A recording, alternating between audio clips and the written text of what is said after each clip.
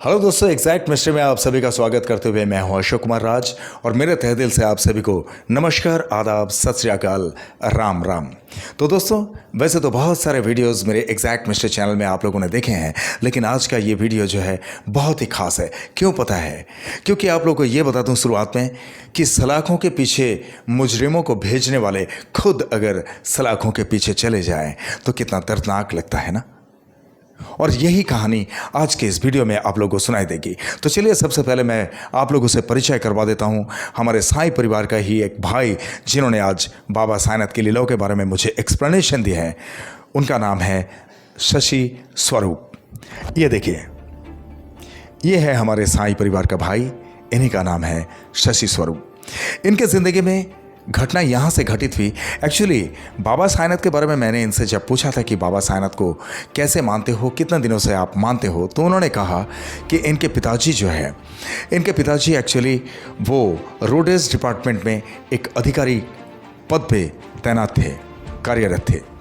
तो उस वक्त इन्होंने उनके पिताजी के वॉलेट में देखे कि एक साईं बाबा की तस्वीर हमेशा रखा करते थे। लेकिन इन्होंने कहा, शशि जी ने कहा कि वो जो साईं बाबा है उनके घुंघरालू बाल थे। तो मैंने उनसे ये कहा था कि वो साईं शिरडी साईं नहीं है, उनका नाम है सत्य साईं। एनीवे, चलिए उनके पिताजी से मैं परिचय करवा देता हूँ। ये देखिए, ये है हमारे शशि जी के परम पूजनीय पिताजी, इनका नाम है राम स्वरूप जी। और 2005 में उनका देहांत हो गया।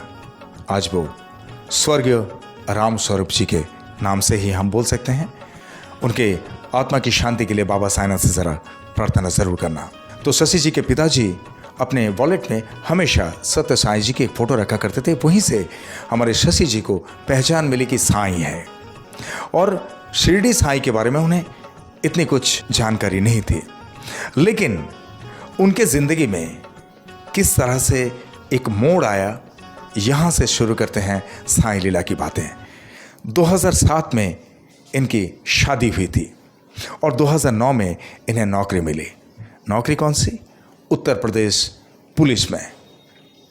और उत्तर प्रदेश पुलिस में नौकरी करते हुए सब कुछ खुशहाली के साथ चल रहा था, सब कुछ ठीक ठाक था। लेकिन कुछ सालों के बाद उनकी अर्धांगिनी की मृत्यु हो गई। अब वो तो मुझे इतना डिटेल्स में पता नहीं कि क्या था क्या नहीं, लेकिन इन्होंने जिस तरह से मुझे कहा, तो इनके कहने के मुताबिक ये है कि जब इनकी अर्धांगिनी की मृत्यु हुई तो इनके ससुराल वालों ने इनके ऊपर एक चार्ज लगाया, एक केस थोप दिया कि उन्होंने दहेज की वजह से हत्या किया। यानी दहेज हत्या का मामला था।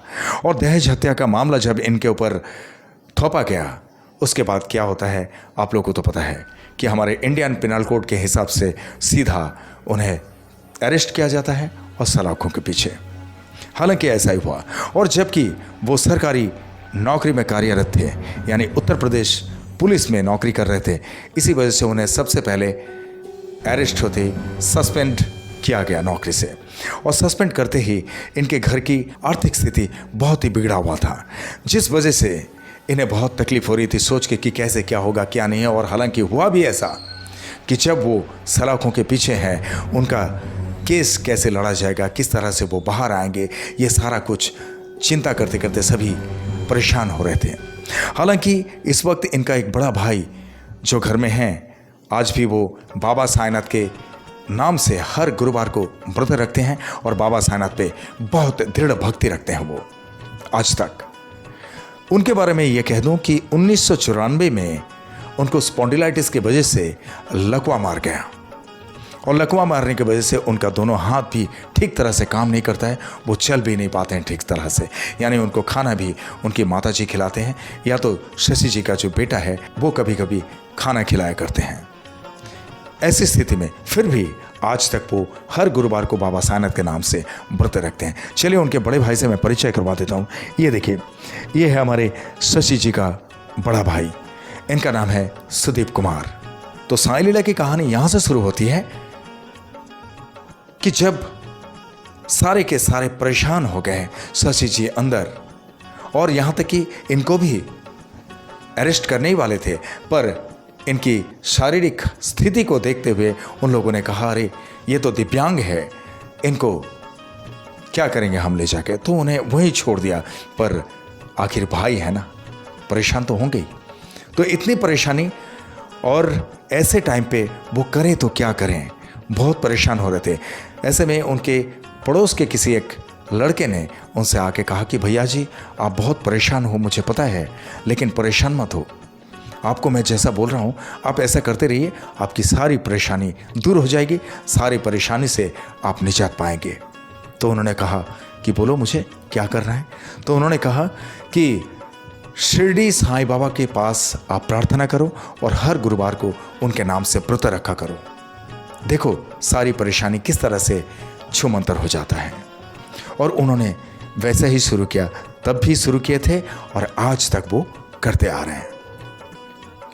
और शशि जी ये कहते हैं कि ऐसे वक्त में इनका तो नौकरी चली गई, अब नौकरी चले जाने की वजह से इनकी सैलरी बंद है, घर में आमदनी कुछ नहीं है। यहाँ तक कि शशि जी ने यह भी मुझे कहा कि नौबत ऐसी आ गई कि मानो कि अब भिक्षा मांगना ही बाकी रह गया। यानी अगर सुबह ब्रेकफास्ट किए, नाश्ता किए, तो दोपहर को खाना क्या खाएंगे, ये भी सोचने में मजबूर हो गए थे इन लोग। लेकिन जैसे इनके बड़े भाई सुदीप कुमार जी ने बाबा से प्रार्थना करना शुरू किए, बाबा के नाम से पूजा पाठ शुरू कर दिए और बाबा के नाम से गुरुवार का व्रत रखना शुरू किए, बस उसके बाद क्या है, कुछ ही दिनों के अंदर बेगुनाह साबित होने के बाद तुरंत वो बाहर आ गए। बोलिए मेरे साथ में ओम साई राम। ये है साईं का कमाल। और शशि जी ये भी कहते हैं कि किस तरह से लोगों का सहयोग मिलता गया, किस तरह से पैसे का जुगाड़ हुआ, ये आज तक उन्हें खुद को मालूम नहीं। बस ये सब अगर मालूम है किसी को तो वह है हमारे शिरडी के साईनाथ। ओम साई राम। और आज शशि जी में बाबा साईनाथ के प्रति इतनी दृढ़ भक्ति है कि वो हर महीने का अपने पगार में से, यानी अपने सैलरी में से 5% सिर्फ गरीबों को खाना खिलाने के लिए अलग से निकालते हैं। और हर गुरुवार को वो बाबा के मंदिर में भी जाते हैं और मंदिर के बाहर अगर देखते हैं कि बहुत सारे लोग यहाँ पे बैठे हुए हैं, यानी जो मांगते रहते हैं ना, ऐसे लोगों को मन ही मन काउंट कर लेते हैं और काउंट करने के बाद किसी एक रेस्टोरेंट में जाके वहाँ से बड़े फर्स्ट क्लास यानी अच्छे पद का खाना वो वहाँ से पैकिंग करवाते हैं। यहाँ तक कि ये भी कहा कि जो दुकान से लेते हैं, जो रेस्टोरेंट से लेते हैं, वो रेस्टोरेंट वाला भी इन्हें जानते हैं कि एक पुलिस वाला है और पुलिस वाला होके भी इतना दान ध्यान करते हैं, तो ये देखकर वो भी 10-20 रुपये का डिस्काउंट इन्हें दे देते हैं। हालांकि एक प्लेट खाना अगर लें, चपाती, भाजी, चावल, दाल लेके 2-2 किस्म का भाजी भी रहता है, तो करीब 70-80 रुपये का एक प्लेट खाने का पड़ जाता है। तो भी वो जितने लोग बैठे रहते हैं काउंट करके उस हिसाब से लाते हैं और चुपचाप से एक एक के हाथ में थमा देते हैं। ओम साई राम। तो ऐसे भक्ति रखने वाले के ऊपर बाबा कृपा दृष्टि क्यों नहीं रखेंगे, आप ही लोग बताइए ना। इतनी भक्ति है इनमें। और यहाँ तक कि इनका सोच इतना अच्छा है कि इन्होंने मुझसे ये भी शेयर किया कि मैं मन ही मन सोच के रखा कि वक्त अगर बाबा ने दिया तो एक वृद्धाश्रम और अनाथाश्रम दोनों एक ही साथ में मैं बनाऊंगा। मुझे सेवा का कार्य बहुत अच्छा लगता है और वो भी बाबा साईनाथ के लिए मैं ताउम्र यानी पूरी जिंदगी भर जितना कुछ हो सकता है मैं करता जाऊंगा। ओम साई राम। तो इसके लिए तो स्पेशल एक लाइक शशि जी के लिए बनता है ना, एक लाइक उनके लिए कर देना ज़रूर, और कमेंट जो मन चाहे आप लोग आंतरिक तौर पे शशि जी के लिए ज़रूर कर देना। तो इस तरह से वो भक्ति रखते हैं और इसीलिए आज देखिए उनका एक छोटा भाई है, वो भी उत्तर प्रदेश पुलिस में है, यानी दोनों के दोनों भाई एक ही परिवार में से पुलिस में हैं। और आज उनके पास ना तो पैसे की कोई कमी महसूस होती है, ना किसी तरह की तकलीफ। तो दोस्तों, आप लोग को कैसा लगा आज का वाकया कमेंट बॉक्स में ज़रूर लिखना। और हमारे ये जो शशि जी है, शशि जी के साथ साथ में उनका बड़े भाई जो सुदीप कुमार जी है, इनके साथ पूरे परिवार के सदस्यों को कभी भी और कोई तकलीफ घेर ना सके, कभी कोई मुसीबत का सामना ना करना पड़े, इसके लिए बाबा साईनाथ से प्रार्थना ज़रूर करना। और शशि जी और इनके बड़े भाई सुदीप कुमार जी के मन से बाबा साईनाथ के प्रति भक्ति में कभी कोई डगमगाहट कभी ना आए, इसके लिए भी बाबा साईनाथ से प्रार्थना ज़रूर करना। और आप लोग जो भी आप लोगों के साथ में भी इस तरह से बाबा साईनाथ की कुछ लीलाएं घटित हुई हैं, तो आप लोग भी मुझे सीधा संपर्क कर सकते हैं मेरे अंडरलाइन में दिए हुए इस नंबर पे, या तो मुझे व्हाट्सएप में टेक्स्ट भी कर सकते हैं। मैं अपने फ्री टाइम में आपसे संपर्क कर लूँगा और आपके साथ घटित हुई साईं लीलाओं का वीडियो बनाकर इसी तरह से मैं एग्जैक्ट मिस्ट्री चैनल में लेके आऊँगा। I promise it. और जिस तरह से आप लोगों ने मुझे प्यार देते आए हैं, जिस तरह से आप लोगों का प्यार मुझे आज तक मिलते जा रहे हैं, इसी तरह से हमेशा आप लोगों के प्यार की ज़रूरत है, क्योंकि आप लोगों का प्यार मेरे लिए सिर्फ प्यार नहीं, आप लोगों का प्यार मेरे लिए आशीर्वाद है। आप लोगों का प्यार और मेरे साईं की कृपा अगर मेरे साथ में हो तो I can do a lot of things. इसीलिए आप लोग के दिल में एक छोटी सी जगह मेरे लिए ज़रूर रखना, जहाँ पर अशोक कुमार राज वो एग्जैक्ट मिस्ट्री हमेशा रह सके।